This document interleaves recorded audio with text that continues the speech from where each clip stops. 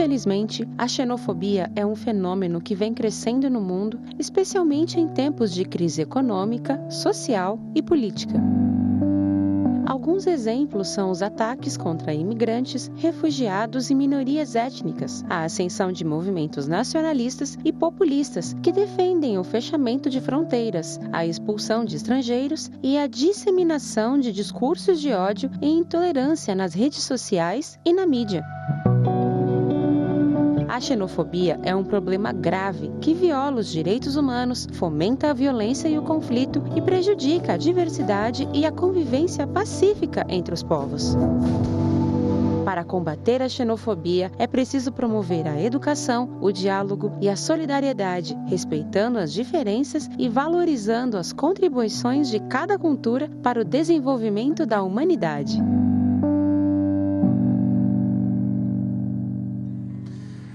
Gente, eu estou recebendo aqui na Rede Vida de Televisão a Celina Fernandes. Seja bem-vinda. A Celina, ela é jornalista, orientadora educacional e é uma pessoa que tem um trabalho maravilhoso e que é realmente a pessoa mais preparada para conversar com a gente sobre isso. Eu estava conversando com ela antes da gente começar, eu falei assim, a gente fala de xenofobia nesse tempo, né, parece que o mundo evoluiu, né, porque a gente pensava que o mundo, à medida que a gente fosse passando o tempo, evoluindo, essas coisas deveriam deixar de existir, né? E de repente não, a gente está cercado de novo no nosso meio, na nossa cultura, na nossa fronteira e não querendo ninguém avançar, conosco mais, né? Então é muito importante. Deixa eu te perguntar uma coisa, Celina. Por que essa coisa que a gente está vendo tanto? Quais as causas que a gente vê? Por que está aumentando tanto essa história de xenofobia, né? Não só aqui no Brasil, mas em diferentes partes do mundo, principalmente na Europa também, né? Acho que a gente poderia começar, Padre Juarez, por um dado, né? A gente tem mais de 280 milhões de imigrantes no mundo. 280 milhões. De pessoas que hoje estão em deslocamento. Em deslocamento, é muita coisa. 280 milhões é mais que a população do Brasil, né? Isso, é mais do que a população brasileira.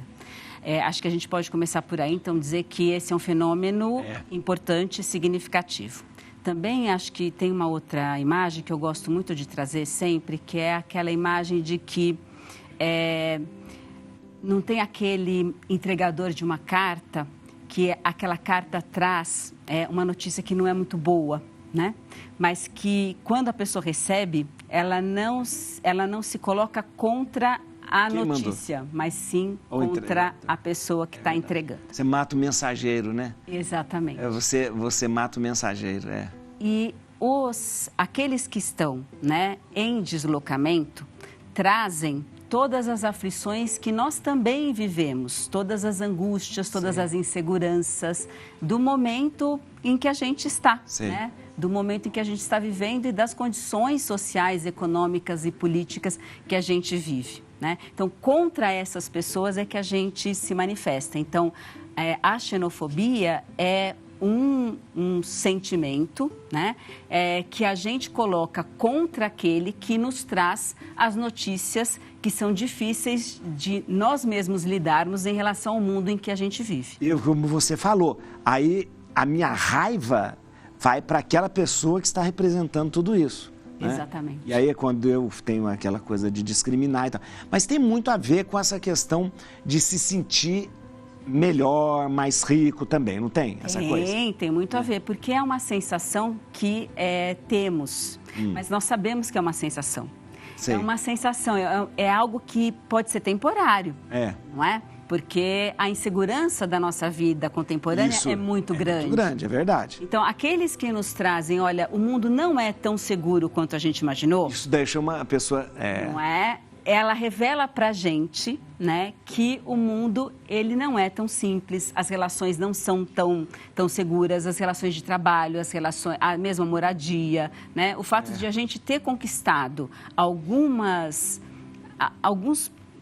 segurança na vida, né, não significa que aquela segurança ela é eterna, ela vai se dar sempre, né? Então, aquele que não tem, né? Aquele que não tem essa segurança, aquele que está se deslocando, aquele que é pobre, aquele que perdeu o emprego, aquele que agora está morando na rua, não é? Essas pessoas revelam a fragilidade do mundo em que a gente vive. Eu nunca tinha pensado isso, porque inconscientemente a pessoa está pensando isso, eu posso ser você amanhã. Exato.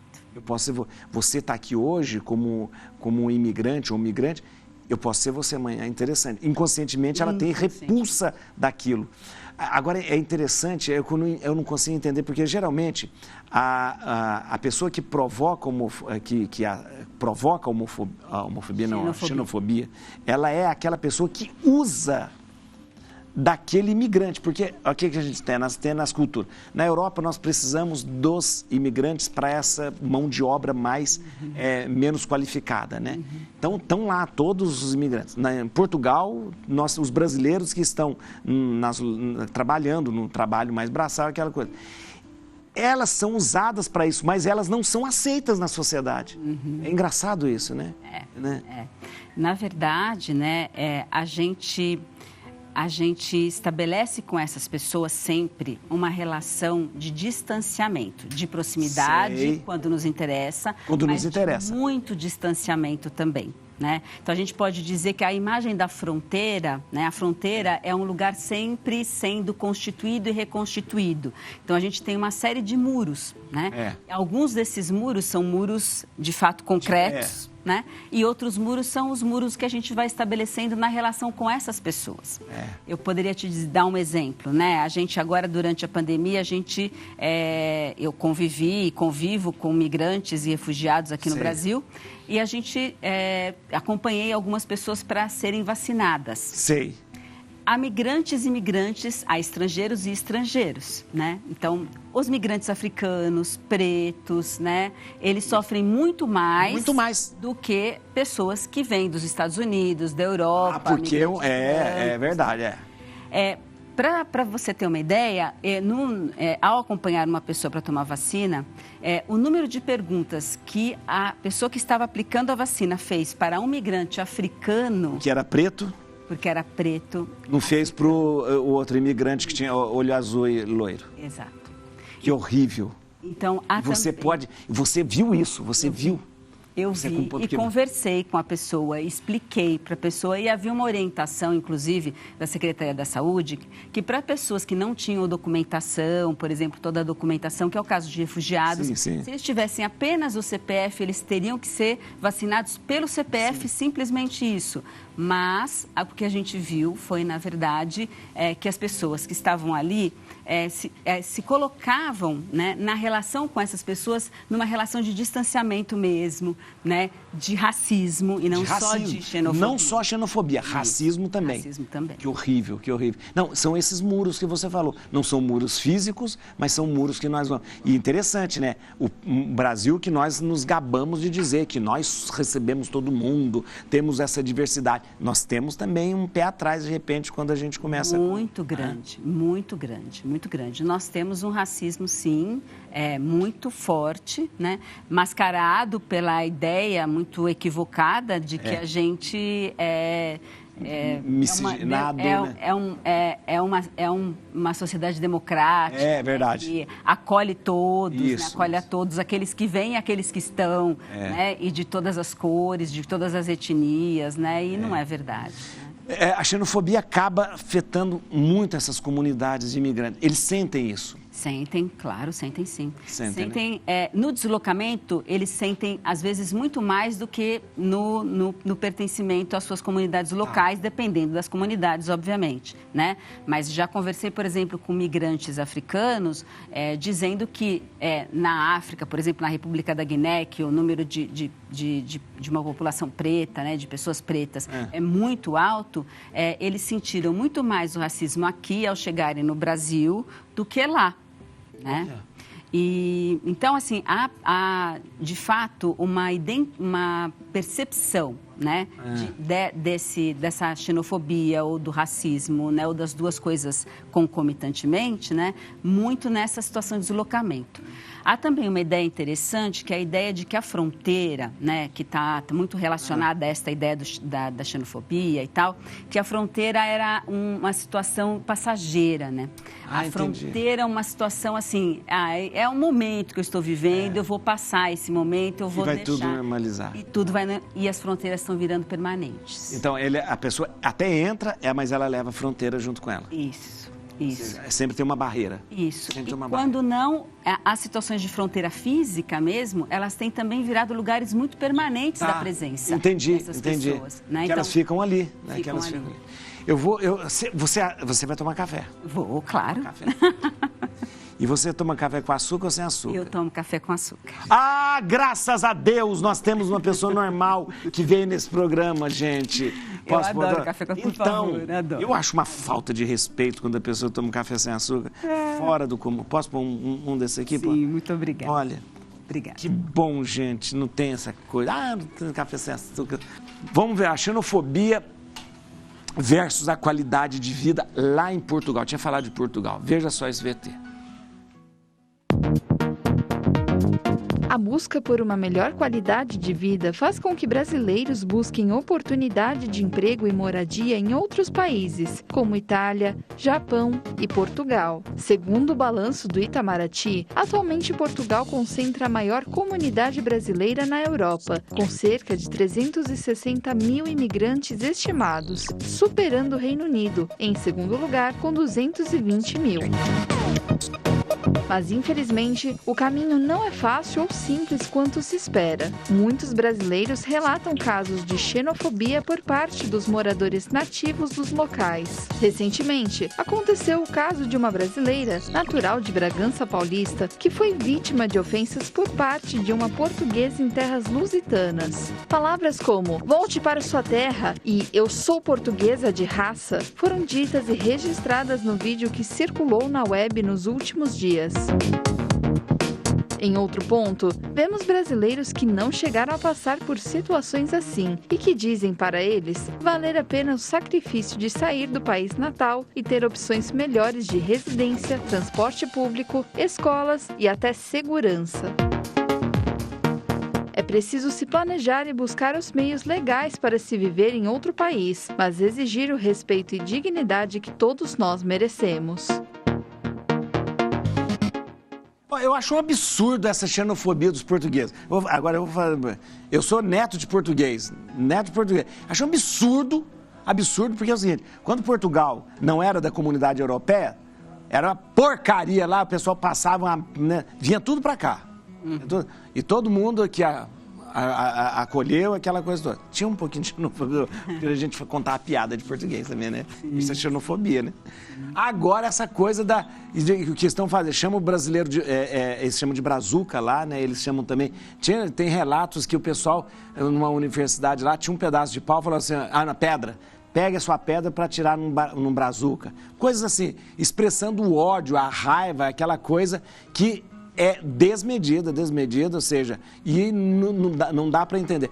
Essa mulher que xingou, ela é a expressão do sentimento, desse sentimento comum das pessoas lá. Elas veem um brasileiro. Mas em Portugal tem uma coisa pior. As mulheres brasileiras são consideradas por eles como se fossem prostitutas. Eu vi isso lá, eu estive em Portugal e fiquei muito agredido quando o motorista do ônibus que a gente estava, ele dizia, sempre que falava da mulher brasileira, falando da mulher brasileira como se fosse uma coisa, um objeto para ser usado.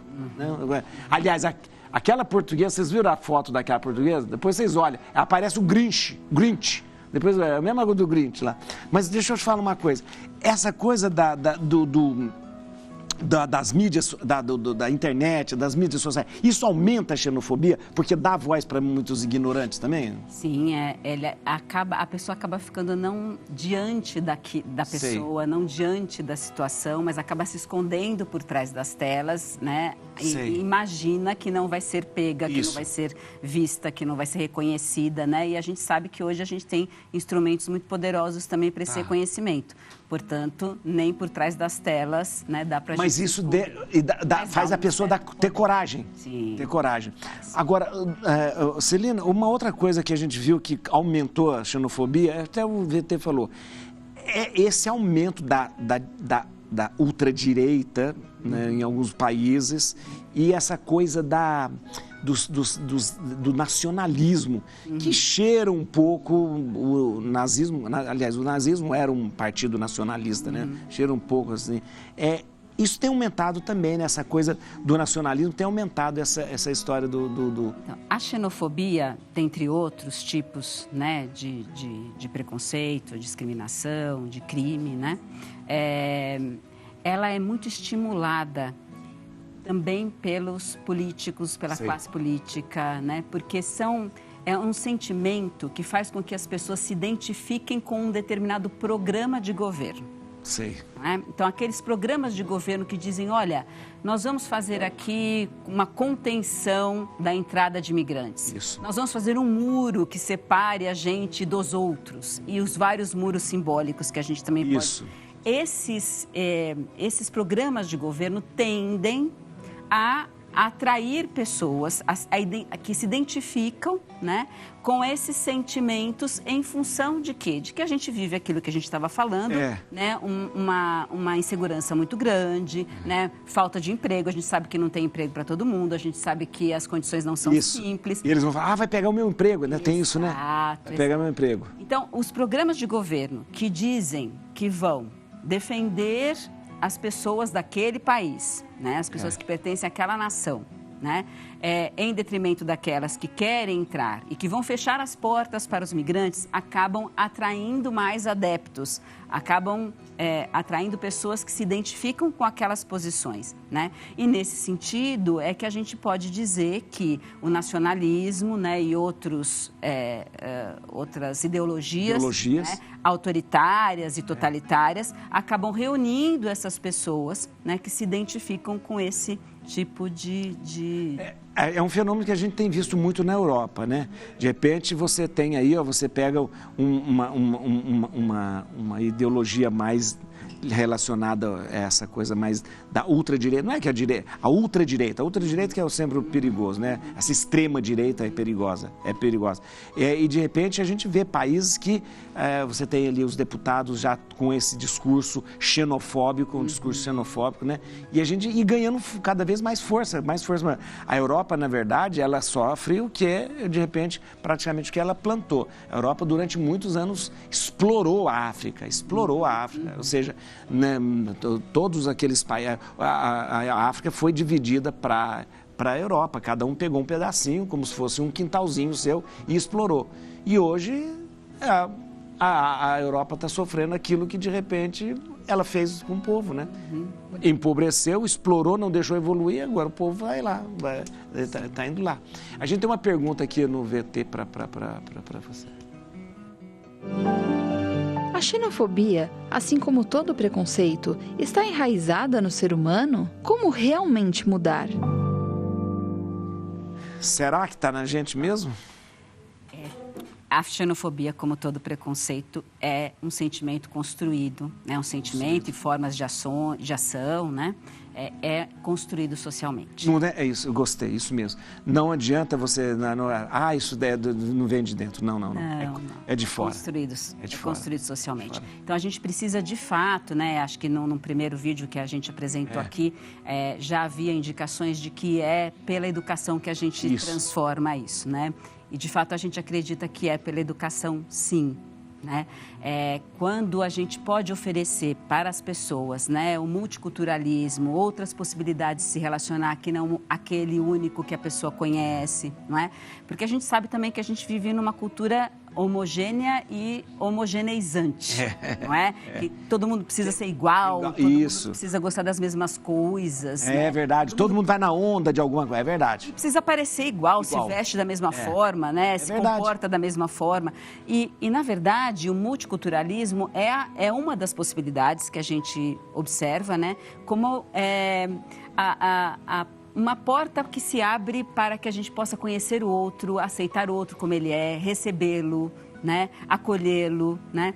A gente teve recentemente agora numa escola, né? Na escola onde eu trabalho, na Escola Lumiar, nós recebemos um grupo de artistas africanos. Sei. Por conta do mês da consciência negra. E a gente tinha lido com as crianças o Pequeno Príncipe Preto, né? Do Rodrigo França. E uma das crianças, quando viu o artista africano ali com eles, né, brincando, tocando, tudo, falou assim, será que ele não é o príncipe preto? Né? Então, veja a beleza que olha a existe. educação, olha que interessante, pela educação. Veja a beleza que existe nessa fala dessa criança. Olha que lindo, não é? que lindo. Sabe que foi muito interessante você ter falado sobre isso, que é um sentimento e é construído, porque realmente você vê, se você coloca as crianças, elas não foram contaminadas ainda pela xenofobia, pela homofobia, pelo preconceito, pelo racismo, elas não foram contaminadas. Não. Se é o meio que elas vivem, a educação que elas recebem, a resposta, o antídoto para isso vai ser educação também, vai ser para isso, né? É isso mesmo. Vamos ver aqui uma coisa, os chineses e a xenofobia sofrida na Itália. Veja só esse VT. Desde o início da pandemia do coronavírus, a xenofobia teve uma enorme crescente contra a população de origem asiática, principalmente com chineses. Nos primeiros meses da Covid-19, um grupo de 4 jovens chineses, incluindo uma mulher grávida, foi alvo de xenofobia em Roma, capital da Itália. As vítimas foram cercadas por 3 jovens italianos que os ameaçaram de forma violenta. A capital italiana também foi responsável por proibir a entrada de chineses em um bar, alegando inexistentes medidas de segurança internacionais, reforçando mais uma vez o preconceito contra esses grupos. Esses não foram os únicos ataques sofridos pelos chineses na Itália, e o governo da China, inclusive, criticou o país devido aos bloqueios das rotas aéreas feito, que de certa forma também intensificam a xenofobia. Apesar de a pandemia ter sido um momento de muita fragilidade, tomar medidas excessivas e normalizar comportamentos violentos aumenta o repúdio contra asiáticos, que diariamente sofrem com ataques xenofóbicos. Olha, gente, a gente viu os absurdos na pandemia, justamente isso, mas é só para refrescar uma informação. Ontem foi preso num voo da Latam, acho que de São Paulo para Manaus, um médico, ele foi preso por xenofobia, ele empurrou uma chinesa e disse chinesa dos infernos. Eu não vou falar inferno é o que estou falando, porque eu estou na televisão, ele falou outra coisa. E aí ele empurrou e ele foi preso. Foi preso porque ele foi preso ali em flagrante. E aí eu acho importante as pessoas saberem que xenofobia é crime inafiançável, né?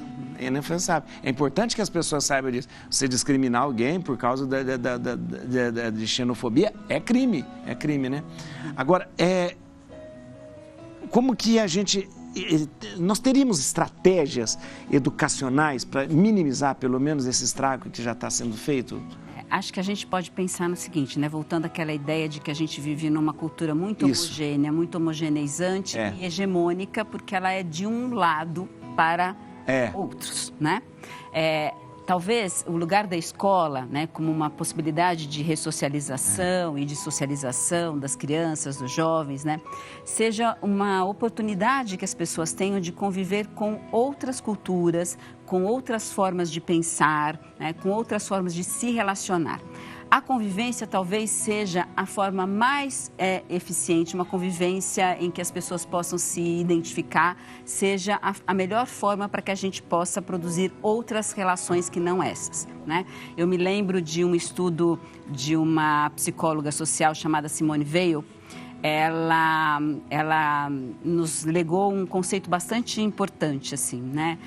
De comunidade de destino, né? Ela foi uma pessoa que trabalhou com a classe proletária, ela não era proletária, mas ela gostaria muito de saber como as pessoas vivem, o que elas viviam, o que elas sofriam no trabalho, enfim. Então, ela se tornou uma proletária. Imersão mesmo. Ali. Imersão. Obviamente que ela não era uma proletária, não é? Mas ela se tornou por um tempo. Desse estudo dela, né, veio para a gente este conceito de comunidade de destino.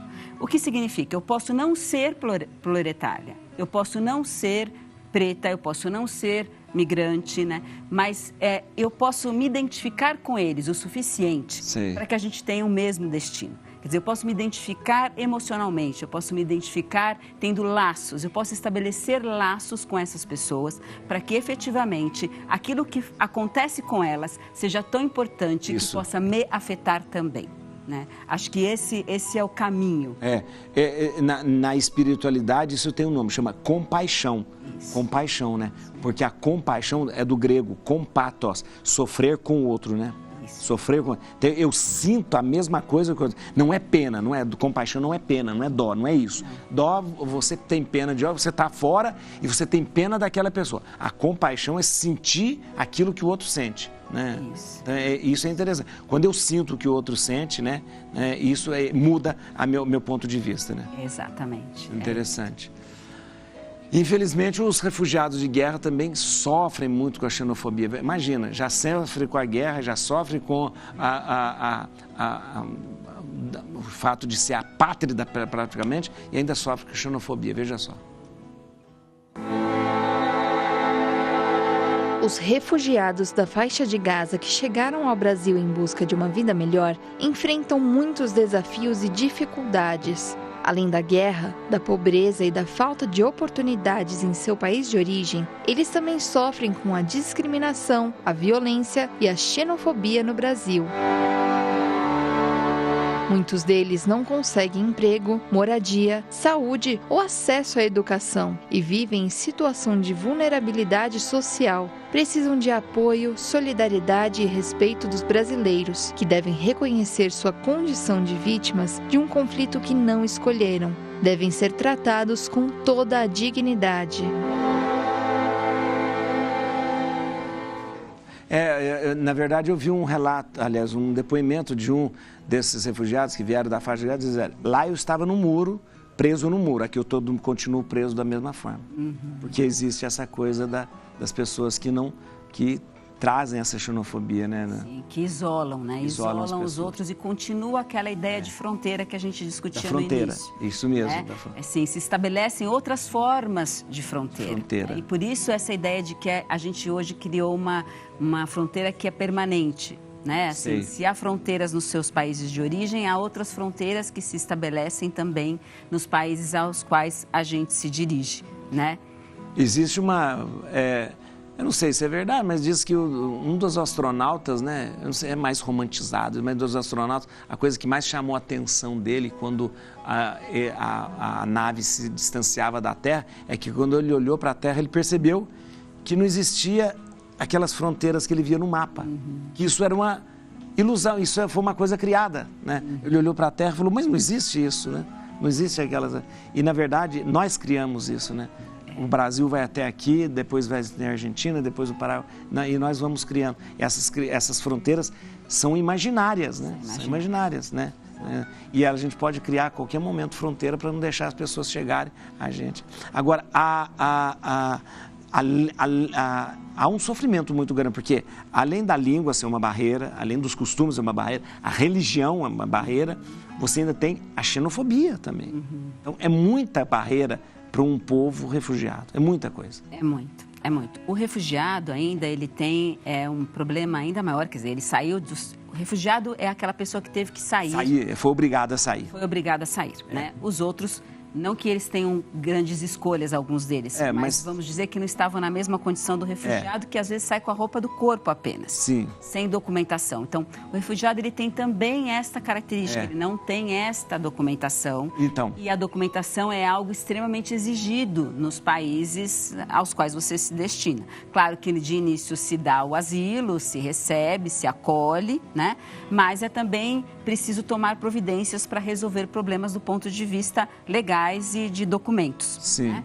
E nem sempre essas pessoas têm as condições, condições mesmo educacionais, elas não têm formação muitas vezes para saber como que elas devem fazer, né? Como onde que elas devem procurar um auxílio para poder obter essa documentação, né? Então, é extremamente importante que todos nós também façamos um movimento, né, na direção de pessoas. Se cada um de nós pudesse ajudar uma ou outra pessoa, a gente já estaria fazendo muito, né? E a gente contribuiria muito para uma vida, porque, de fato, essas pessoas precisam da nossa ajuda para poder obter determinados documentos. A barreira da língua, por exemplo, é uma barreira muito significativa, né? Quando a gente não fala bem o português, a gente tem uma dificuldade muito grande de ser compreendido e de compreender, né? Então, nessas situações, por exemplo, de obter um documento, é extremamente importante que alguém acompanhe, que alguém possa auxiliar.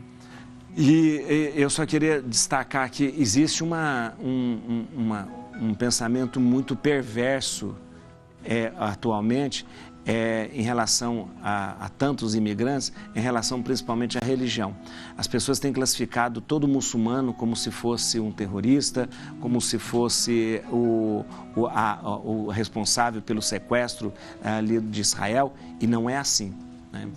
Cuidado, é muito perigoso isso, né? Perigoso. A religião não tem nada a ver com terrorismo, a religião não tem nada a ver com o Hamas, não tem nada a ver com Hezbollah, não tem nada a ver com isso.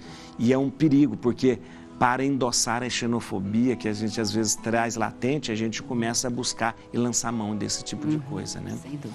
Eu queria agradecer muito você, muito bom.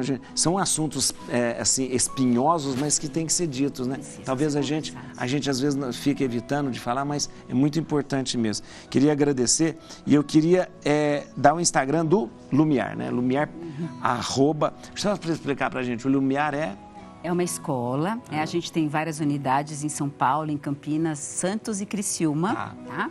E aqui em São Paulo a gente tem em Pinheiros, no Morumbi e na Vila Olímpia. Mas eu vou dar de Pinheiros aqui, que é dela. @Lumiar Pinheiros, @Lumiar Pinheiros, tá aí para você seguir. Eu queria agradecer, muito obrigado por esse trabalho bonito de conscientização, de trazer a gente a esses assuntos que a gente precisa conversar, né? A gente vai encerrar o programa com um clipe Ser Diferente é Normal. É muito bom. Com quem? Com o Gilberto Gil e a Preta Gil. Obrigado a vocês todos que ficaram com a gente. Amanhã, ao meio-dia, encontro com você no Rosário da Vida, tá bom?